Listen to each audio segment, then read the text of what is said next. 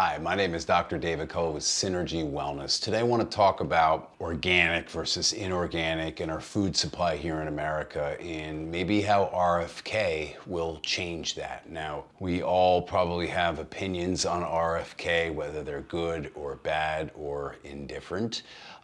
But he has been very outspoken against the FDA, and let's face it, the FDA has their hands full. They can't even keep a close watch on all the different drugs. And in fact, usually they're harming people and then they take them off the market, like a lot of the arthritis drugs, Vioxx and Celebrex, and they do it after the fact, right? So the FDA is definitely overworked, understaffed, and under the Biden administration, had spoken about dividing it up into the Food Administration and then separately the Drug Administration, which I think is a great idea. But I did another video about how it could really change things from a pesticide and a preservative level in our food supply. And our food supply could be less processed under RFK. And I really hope that comes to fruit, because when you think about it, in Europe, there are so many chemicals, pesticides, preservatives, additives that are illegal, not allowed, and they are allowed in our American food supply, making us sick. I mean,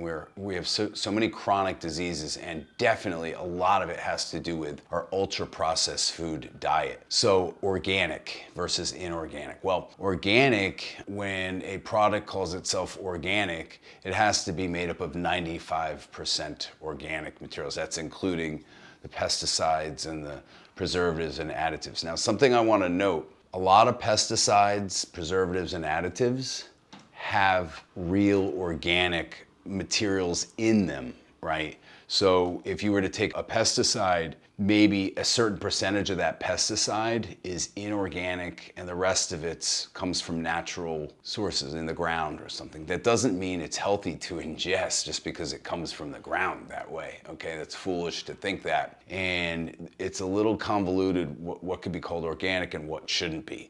So again, organic contains at least 95% of organic ingredients, and that's excluding water and salt. And then if it says made with organic materials or made with organic food, then it contains at least 70% organic ingredients, again, excluding water and salt. And then 100% organic should be 100% organic. Now, whether or not who's checking that food, and there's so many different food products out, I wonder how often and how many of them are really checked. So that's certainly a concern. Food safety, and we'll certainly get the new administration looking further into that. And then it's not going to drop obesity and diabetes and chronic disease rates right away, but that could take 20 to 30 years, but it's going to be huge, a game changer in our healthcare system here in America. If you agree, smash that thumbs up button and don't forget to subscribe. We have 4 new videos out every week. Thanks for tuning in.